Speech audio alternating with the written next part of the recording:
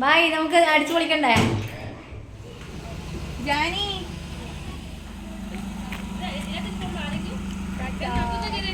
എടുത്തേക്ക എല്ലാരും കൂടെ.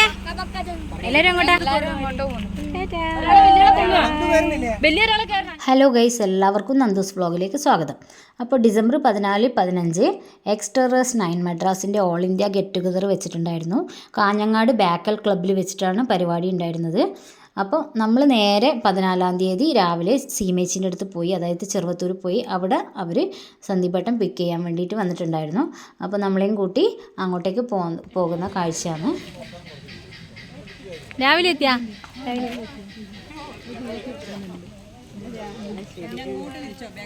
ആ, നല്ല തിരിക.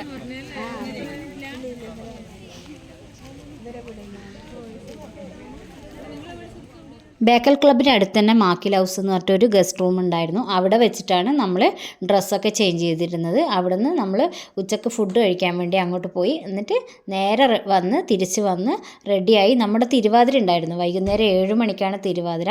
അപ്പോൾ തിരുവാതിരക്ക് വേണ്ടി പെട്ടെന്ന് തന്നെ റെഡി ആവണം.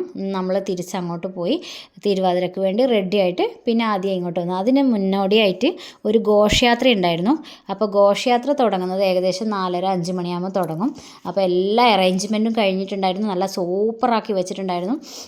ബേക്കൽ ക്ലബ്ബ് നല്ല അടിപൊളി സ്ഥലമാണ്. നമുക്ക് ഇങ്ങനെ ഒരു ഗെറ്റ് ടുഗദറും പരിപാടിയൊക്കെ നടത്താൻ വേണ്ടി സൂപ്പറായിട്ട് ഒരുക്കാൻ പറ്റിയ ഒരു സ്ഥലമാണ്. അപ്പോൾ കേരള, കർണാടക, തമിഴ്നാട്, ആന്ധ്രാപ്രദേശ് അങ്ങനെ 4 സ്റ്റേറ്റിൽ നിന്നായിട്ട് 4 രജിസ്ട്രേഷൻ കൗണ്ടർ ഇട്ടിട്ടുണ്ടായിരുന്നു. അവിടെ വന്നിട്ടാണ് അവർ ഓരോരുത്തരും രജിസ്റ്റർ ചെയ്തിട്ട് ഈ പരിപാടിയിലേക്ക് ജോയിൻ ചെയ്യേണ്ടത്.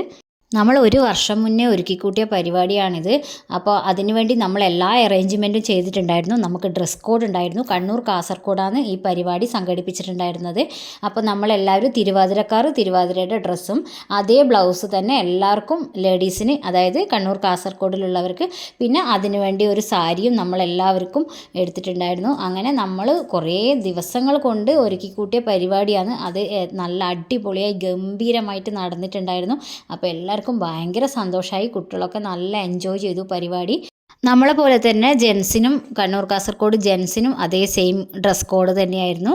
ഗ്രേ കളർ സാരിയാണ് നമുക്കുണ്ടായിരുന്നത്. അതേപോലെ തന്നെ ജെൻസിന് ഗ്രേ കളർ ഷർട്ടും, പിറ്റേ ദിവസം പിന്നെ dark blue, navy blue colour പിന്നെ ഷർട്ടാണ് ഉണ്ടായിരുന്നത്. അതേപോലെ തന്നെ നമ്മൾ സെറ്റും മുണ്ടും അതേ കളറ് ബ്ലൗസും. അപ്പോൾ എല്ലാവരും നമ്മുടെ ഉദ്ഘാടനത്തിന് സമയമായിട്ടുണ്ട്. അതിനുവേണ്ടി ഘോഷയാത്രയുണ്ട്. അതിനുവേണ്ടി എല്ലാ ലേഡീസും ഒരുങ്ങി റെഡി ആയിട്ട് നിന്നിട്ടുണ്ടായിരുന്നു. വൈകുന്നേരം ഏകദേശം 4:30-5 മണിയായപ്പോൾ തന്നെ തുടങ്ങി. എല്ലാവരും പിന്നെ നല്ല എൻജോയ് ചെയ്തു. വന്നപാടെ നമുക്ക് ചായയും ബിസ്ക്കറ്റും ഉണ്ടായിരുന്നു. അവിടുന്ന് എല്ലാവർക്കും പിന്നെ അവിടെ എൻട്രൻസിൻ്റെ അവിടെ തന്നെ, ഗേറ്റിൻ്റെ അവിടെ തന്നെ അതിനു വേണ്ടിയുള്ള ഒരുക്കങ്ങൾ നടത്തിയിട്ടുണ്ടായിരുന്നു. അതിനുശേഷമാണ് ഘോഷയാത്ര സ്റ്റാർട്ട് ചെയ്യുന്നത്. അപ്പോൾ എല്ലാവർക്കും കുട്ടികളൊക്കെ നല്ല എൻജോയ് ചെയ്തു പരിപാടി. നമ്മുടെ സെറ്റും കൊണ്ടും ബ്ലാക്ക് കളറാണ് വരുന്നത്. അപ്പോൾ എല്ലാവർക്കും ഭയങ്കര ഇഷ്ടപ്പെട്ട്. ആ ബേക്കൽ ക്ലബിൻ്റെ അറ്റ്മോസ്ഫിയർ അടിപൊളിയായിരുന്നു. കുറേ താറാവും പിന്നെ കാര്യങ്ങളൊക്കെ ഉണ്ടായിരുന്നു അവിടെ. അപ്പോൾ നമ്മുടെ പരിപാടി ഏകദേശം സ്റ്റാർട്ടായിട്ടുണ്ട്. നല്ല ചെണ്ടമേളത്തോടും ഘോഷയാത്രയോടും കൂടിയാണ് പരിപാടി സ്റ്റാർട്ടായത്.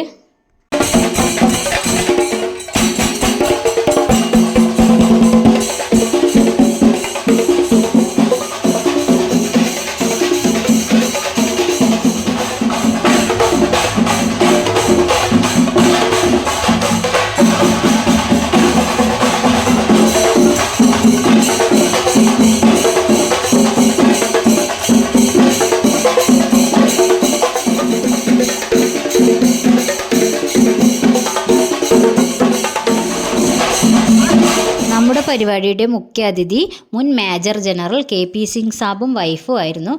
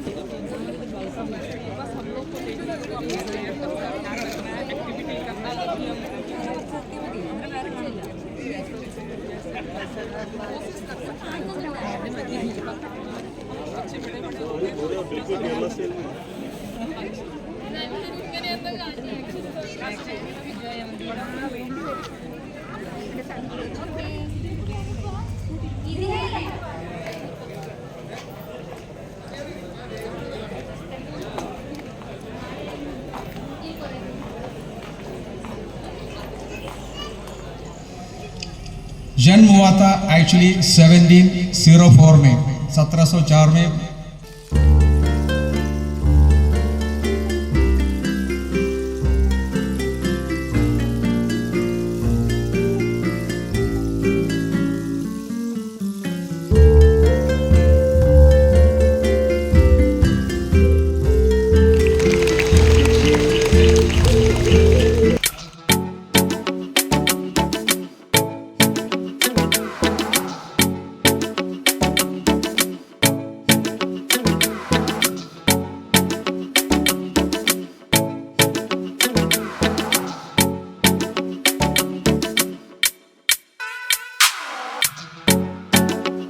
ഉദ്ഘാടനം കഴിഞ്ഞപാടെ ഫസ്റ്റ് പ്രോഗ്രാം നമ്മുടെ തിരുവാതിരയായിരുന്നു. കോപ്പിറൈറ്റ് വരുന്നത് കൊണ്ടാണ് ഞാൻ സോങ് അപ്ലോഡ് ചെയ്യാതിരുന്നത്.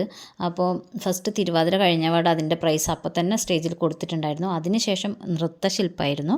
ശശി സാബിൻ്റെ മോള് ശ്രീകുട്ടിയും ടീമുമായിരുന്നു നൃത്തശില്പം നടത്തിയിരുന്നത്. അടിപൊളിയായിരുന്നു, നല്ല ഭംഗിയുണ്ടായിരുന്നു കാണാൻ വേണ്ടിയിട്ട്.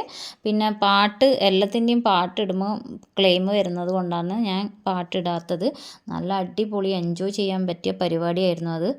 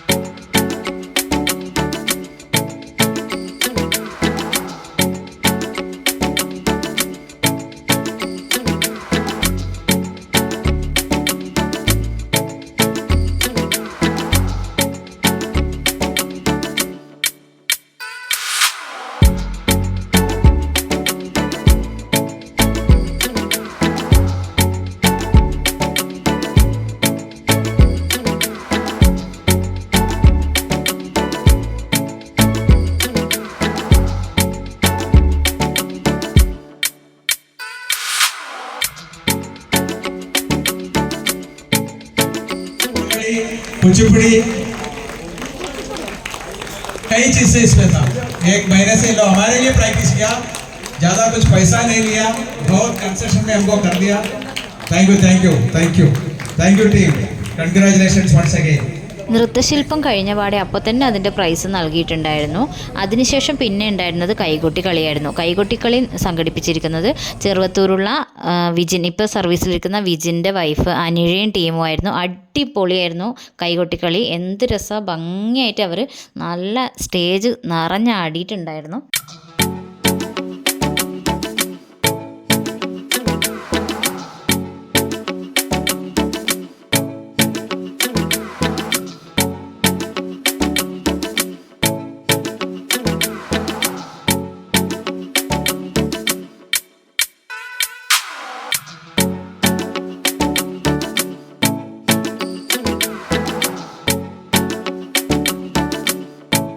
അതിനുശേഷം അവസാനമായിട്ടുണ്ടായ പരിപാടി പിങ്ക് ചുള്ളൻസിൻ്റെ അടിപൊളി ശിങ്കാരിമേളായിരുന്നു.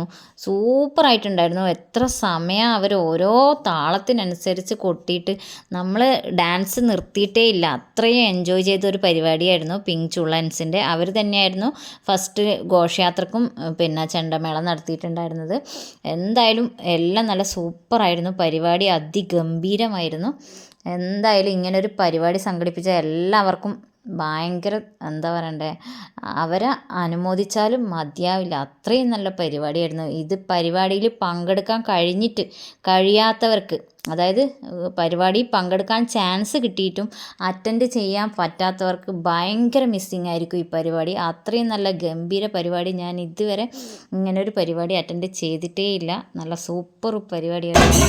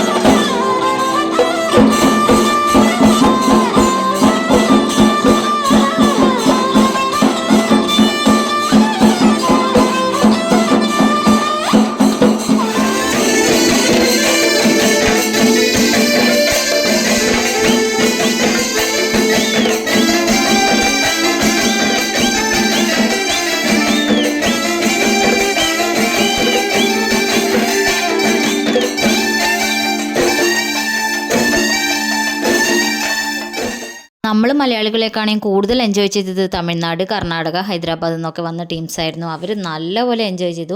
അവർക്ക് ഡാൻസ് എന്ന് പറഞ്ഞാൽ അത്രയും, അതായത് ഈ ചെണ്ടമേളത്തിനൊപ്പം ശിങ്കാരിമേളത്തിൻ്റെ കൂടെ ഡാൻസ് കളിക്കാൻ പറ്റി അവർ ഒട്ടും മിസ് ചെയ്തില്ല. ഭയങ്കരമായിട്ട് അവർ എൻജോയ് ചെയ്തു.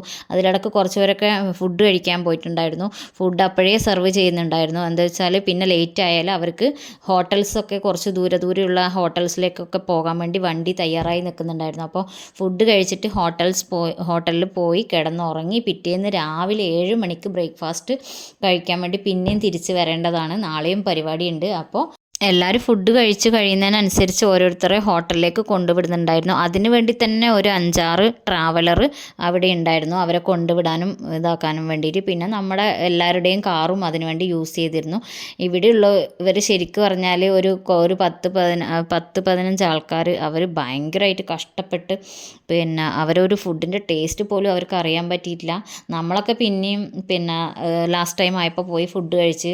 അതേസമയം സന്ദീപേട്ടനും ഫ്രണ്ട്സും ഒക്കെ വളരെ ലേറ്റായിരുന്നു ഫുഡ് കഴിക്കാൻ വേണ്ടിയിട്ട്. പിന്നെ ഞങ്ങൾ ആടി തിമിർത്ത് വന്ന് വിശന്ന് അങ്ങനെ കഴിച്ച്. നല്ല ഫുഡായിരുന്നു, സൂപ്പർ ടേസ്റ്റായിരുന്നു. ഇന്ന് പോയി കിടന്നുറങ്ങിയിട്ട് വേണം നാളെ രാവിലെ 7 മണിയാകുമ്പോൾ ആദ്യ പരിപാടിയുണ്ട്, മന്ദിർ പരേഡൊക്കെ ഉണ്ട്. അതിനുവേണ്ടി തിരിച്ചു വരാൻ വേണ്ടിയിട്ട് നമ്മൾ ഹോട്ടൽ റൂം ബുക്ക് ചെയ്തിട്ടുണ്ടായിരുന്നില്ല. സീമേച്ചിൻ്റെ കസിൻ്റെ വീട് ഒരു 2 കിലോമീറ്റർ അപ്പുറത്ത് തന്നെയായിരുന്നു. അപ്പോൾ രാത്രി ഫുഡൊക്കെ കഴിച്ച് നമ്മൾ ആ വീട്ടിൽ പോയി കിടന്നുറങ്ങി. അപ്പോൾ ഇന്നത്തെ വീഡിയോ ഇത്രയേ ഉള്ളൂ. ബാക്കി നാളത്തെ വീഡിയോയിൽ. Okay, ta-ta, by.